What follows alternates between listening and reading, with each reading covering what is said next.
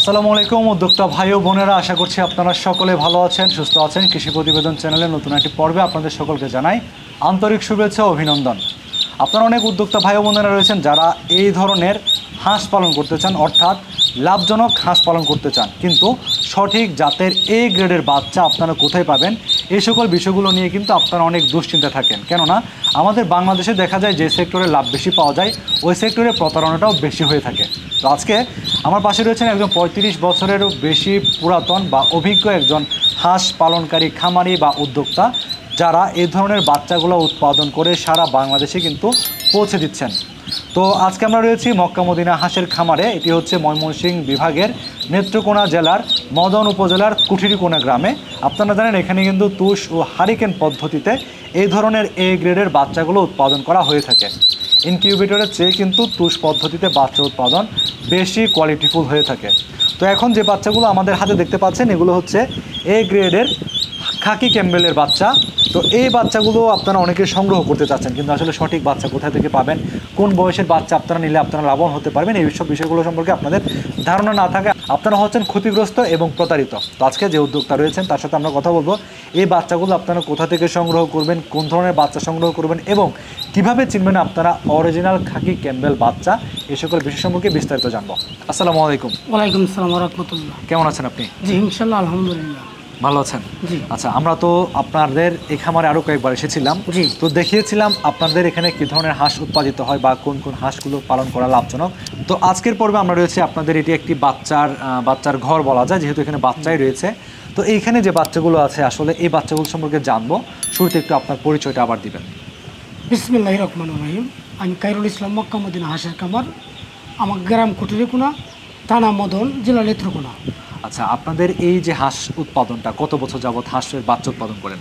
আমি 1990 থেকে আমি জড়িত। এর আগে ছিল আমার বড় ভাই 1990 সাল থেকে মারা যাওয়ার পর আমি হাতে নিয়েছি। আচ্ছা, আপনারা বুঝতে পারছেন কত পুরাতন ওনাদের এই হাঁসের ব্যবসা, পারিবারিক ব্যবসা বলি আর যেভাবে বলি অনেক পুরাতন, কিন্তু 1990 মানে 35 বছরেরও বেশি সময় বলা যায়। তো এখন যে খামারের মধ্যে আমরা বসে আছি এখানে মূলত কোন ধরনের বাচ্চাগুলো রেখেছেন? এখানে দেখেন বিষয়টা হচ্ছে কাকি ক্যাম্বেল এবং জিন্ডিন দুটোই আছে। আচ্ছা, আর হাঁসের রাজা হচ্ছে কাকি ক্যাম্বেল এবং জিন্ডিন, এটা হলো ডিমের জন্য। আচ্ছা, আমি বলবো যে বাংলাদেশের মাধ্যমে আমাদের দুইটা হাঁসই আছে, যে দুইটা হলো কাকি ক্যাম্বেল এবং জিন্ডিন। আচ্ছা, এই দুইটা হাঁস পালনে কি লসের কোনো সম্ভাবনা আছে? না, কাকি ক্যাম্বেল এবং জিন্ডিন হাঁস লালন পালন করলে আমি আশাবাদী যে কোনো লস হবে না ইনশাল্লাহ। আচ্ছা, এই যে হাঁসের বাচ্চাগুলো দেখতে পাচ্ছেন, অনেকে তো আসলে এই বাচ্চাগুলো সম্পর্কে চিনবে না, আসলে কিভাবে বুঝবে এটা খাকি ক্যাম্বেল বা জিন্ডিং বাচ্চা কিনা? এটা আপনার হাতে যে বাচ্চাটা এটা হলো কাকি ক্যাম্বেল, আবার এখানে যে কালো বাচ্চা দেখতেছেন যে কালো কালো, হ্যাঁ, সেটা হচ্ছে জিন্ডিন। আচ্ছা, তাহলে এই বাচ্চাটা হচ্ছে খাকি রঙের হয়ে থাকে। হ্যাঁ, কাকি ক্যাম্বেল। আমরা বিভিন্ন বাহিনীতে দেখি খাকি রঙের পোশাক বলে থাকি। তো খাকি যে রঙটা রয়েছে সেই রঙের যে বাচ্চা এটি হচ্ছে খাকি ক্যাম্বেল, আর একটু নিচের দিকে কালো ওইটা বলছি। জি, আচ্ছা, কালো যেগুলো রয়েছে এগুলো হচ্ছে জিন্ডিং বাচ্চা বলছে, যেটা হচ্ছে ওইটাও ডিমের জন্য বেশ ভালো একটি জাত। জি। তো এই বাচ্চাগুলো যখন কেউ সংগ্রহ করবে আসলে কোন বয়সের বাচ্চারা সংগ্রহ করা নতুন বা পুরাতন উদ্যোক্তাদের জন্য লাভবান? এখানে বিষয়টা হচ্ছে যারা নতুন, একদম নতুন যারা, এরা বোর্ডিং করতে চিনে না, মানে এরা বোর্ডিংয়ের সম্বন্ধে আইডিয়া নেই। আচ্ছা, আমি ওনারাকে বলবো যে আপনারা বোর্ডিংয়ের বাচ্চারা যেন আপনারা নিয়ে থাকেন। মানে ব্রুডিং করাটা? হ্যাঁ, বোর্ডিংয়ের কমপ্লিট। আচ্ছা, এখানে যে বাচ্চাগুলো আছে এগুলো কতদিন বয়সের? এটা হলো আজকে 11 দিন বয়স, আচ্ছা, মানে প্রায় আপনার 15 দিনে বোর্ডিং শেষ হবে। আচ্ছা, এগুলো হচ্ছে এখন তো আমরা দেখছি যে ব্রুডার শেডগুলো উপরে উঠানো। জি। এগুলো কি রাতে দিবেন? না, রাত্রে এভাবেই থাকবে। আচ্ছা, এভাবেই থাকবে। তাহলে এগুলোকে তাপ দেওয়ার কোনো প্রয়োজন আছে এখন? না, এখন তো গরমের সিজন হলো গরম, এখন তাপ দেওয়ার কোনো দরকার প্রয়োজন পড়ে না। আচ্ছা, তাহলে এখন আপনারা যে ব্রুডার ঘরটা তৈরি করেছেন ফ্লোরে হচ্ছে আপনার কি দিয়েছেন? এগুলো বালু? এই পোলোর শুধু খালি মাটি। আচ্ছা, মাটি। এরপর আছে হলো আপনার খড়। আচ্ছা, খড় দিয়েছেন এখানে? হ্যাঁ, খড় আর উপরে দিয়েছি। হচ্ছে এটা নেট দিয়েছেন? এটা দিচ্ছে আপনার যে খাবার টাবার দেওয়ার জন্য। আচ্ছা, আচ্ছা, তো এইখানে কিন্তু বাড়তি কোনো কিছুর প্রয়োজন নেই। আপনারা অনেকে মনে করেন যে মাজা সিস্টেম করতে হবে বা অনেক অনেক প্রযুক্তি আপনারা ব্যবহার করতে চান, ওদের কিন্তু তেমন কোনো ঝামেলা কিন্তু নেই এই হাঁসগুলো কিন্তু ব্রুডিং করার ক্ষেত্রে। তবে সঠিকভাবে ব্রুডিং কিন্তু করতে হবে নাকি? জি, বোর্ডিংটা জানতে হবে। আচ্ছা, ব্রুডিং জানলে তাহলে বাচ্চা মারা যাওয়ার কোনো আশঙ্কা নাই। জি না। এখন অনেকেই রয়েছেন যারা ব্রুডিং সম্পর্কে তেমন কোনো অভিজ্ঞতা নেই, যারা আমাদের মতো রয়েছে নতুন, তো তাদের জন্য কোন বয়সের বাচ্চাটা আদর্শ হবে?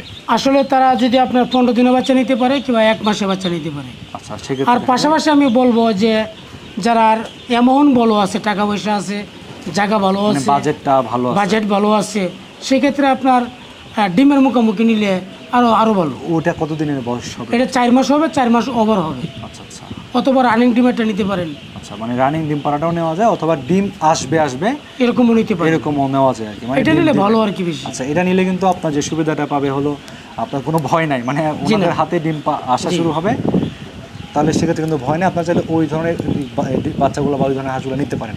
ওইটা বয়স কতদিন থাকবে?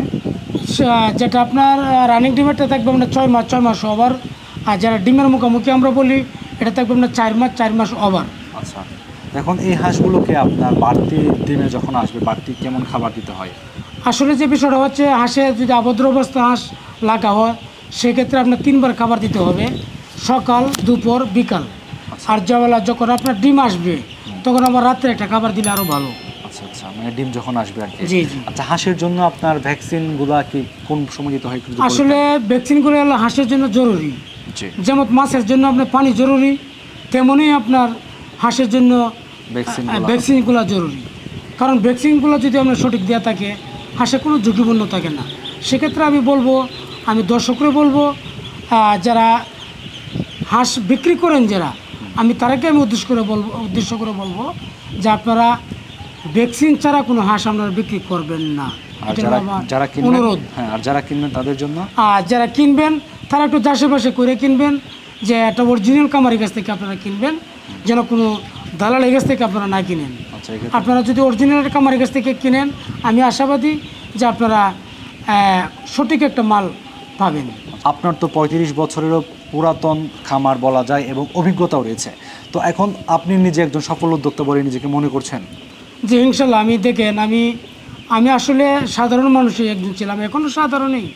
উপরওয়ালার দয়ায় অতটুকু আছি যে আমার পূর্বে যখন আমি হাঁসের সাথে জড়িত না, তখন আমার একটা ফার্নিচারের দোকান ছিল। আচ্ছা, আমি একজন এই যে হানিসারের যে যুগাল যন্ত্র এগুলো আমি কাজ করাইতাম।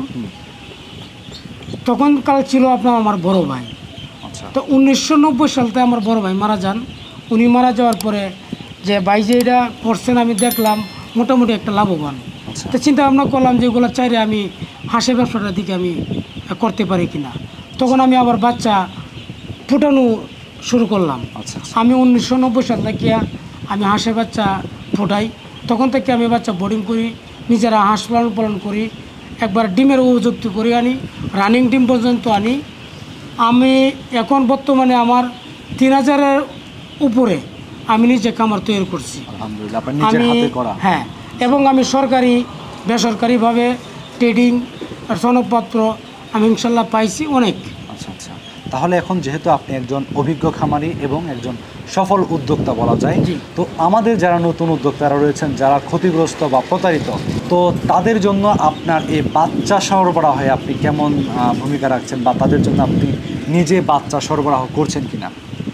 হ্যাঁ, বিষয়টা হচ্ছে আমি নিজে বাচ্চা ফুটাই, নিজে বাচ্চা বিক্রি করে থাকি।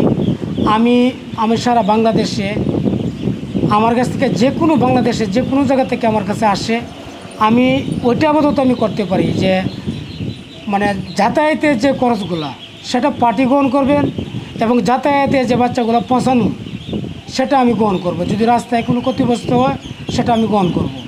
আমি আমাদের বাংলাদেশের যে কোনো জায়গা থেকে আমার কাছে আসে, আমি তার বাড়ি পর্যন্ত পৌঁছায় দেওয়ার দায়িত্ব আমার, সুস্থ সবলভাবে, যেন উনি সঠিক ধরনের একটা মাল সুস্থ সবলে উনির বাড়িতে পৌঁছবে। কিন্তু সেই খরচটা গ্রহণ করতে হবে তিনি যে নেবেন। আর পাশাপাশি আমি বলবো যে দেখেন, হাঁসের মাধ্যমে লাভজনক, আপনারা হাঁসের মাধ্যমে খামার করতে পারেন। আর আমি সবসময় একটা কথা বলি যে আমি দেশে আমি একা বাঁচতে চাই না, আমি সারা দেশ নিয়ে বাঁচতে চাই। জি, খামার যতই বেশি হবে ততই লাভবান। হ্যাঁ, বাংলাদেশে যদি খামার আরও দ্বিগুণ বাড়ে আমাদের কোনো ক্ষতি না, আমি লাভবান। জি, যদি কেউ এরকম কিছু করতে চায় যে আমি বাচ্চা নিজে পড়াবো, এরকম ধরনের যদি কেউ সুযোগ করতে চায়, নিতে চায়, এটারও ব্যবস্থা আছে। আমার এখানে প্রশিক্ষণের ব্যবস্থা আছে। যদি কেউ শিখতে চান, 1 মাসের ডোজ আছে, যে আপনার 1 মাস আমার এখানে থাকবেন, তাকে সব কিছু শিখবেন। বাচ্চা কীভাবে পড়ায়, বাচ্চা কীভাবে বোর্ডিং করে থাকেন, কীভাবে হাঁস লালন পালন করেন, ওষুধ সহকার যা কিছু A to Z আছে, আমি সব কিছু শেখানোর মতন ব্যবস্থা আমার খামারে আছে, যে আপনারা চাইলে আমার খামারে আসতে পারেন, শিখতে পারেন। আপনি যেটাই শিখেন, হাঁসের খামার দিবেন সেটা এটা শিখতে পারেন, আপনার বাচ্চা ফোটাবেন সেটাও শিখতে পারেন। প্রতি মাসে আপনার 30,000 টাকা খাওয়া খরচ টাকা সম্পূর্ণ আমার। আপনারা চাইলে মানে একটা কোর্স সিস্টেম জি আছে। একটা সিস্টেম করে দিছি, যেরকমভাবে আমার এখানে শেখার মতন ব্যবস্থা আছে। আচ্ছা, তাহলে যে এখন কেউ শিখতে পারেন ইনশাআল্লাহ। আপনারা বাচ্চা উৎপাদন করছেন, পাশাপাশি ট্রেনিং এরও ব্যবস্থা জি, আছে। জি। এখন বাচ্চা যেহেতু সরবরাহ করছেন, কি কি বয়সের বাচ্চা আপনাদের এখান থেকে দিচ্ছেন এই সময় এসে? এখন হলো আমি দিচ্ছি আপনার 0 বাচ্চা থেকে শুরু করে 15 দিন, 1 মাস, 2 মাস, 3 মাস, 4 মাস এবং 4 মাস ওভার এবং রানিং 6 মাস। মানে রানিং ডিম পাড়া। জি, আচ্ছা, তো এই বাচ্চাগুলো বা এই বয়সী হাঁসগুলো আপনারা সারা দেশে পাঠাচ্ছেন? সারা বাংলাদেশে পড়াচ্ছি। আচ্ছা, এখন তো অনেক উদ্যোক্তা ভাই যারা রয়েছেন হাঁসের বাচ্চা সংগ্রহ করতে চান, রানিং ডিম পাড়া হাঁস নিতে চান, বা ডিম আসবে অল্প কিছুদিনের মধ্যে এমন হাঁস নিতে চান, আপনারা কিন্তু মক্কা মদিনা হাঁসের খামার থেকে সংগ্রহ করতে পারেন। বাংলাদেশে কিন্তু ওনারা যেটা বলতো সারা বাংলাদেশে ওনারা এগুলো পাঠাচ্ছেন। তো এই যে হাঁসের খামারটির মধ্যে আমরা রয়েছে, দেখতে পাচ্ছেন চারপাশে অনেকগুলো হাঁস। এখানে কতগুলো হাঁস রয়েছে বাচ্চা রয়েছে? এখানে স্যার আমরা 3200। এখানে হচ্ছে 3200 হাঁসের বাচ্চা রয়েছে। দেখতে পাচ্ছেন হাঁসের বাচ্চাগুলো সুস্থ সবল, এখানে থাকে না যে মরে পড়ে আছে, এরকম তেমন কোনো বাচ্চা নেই।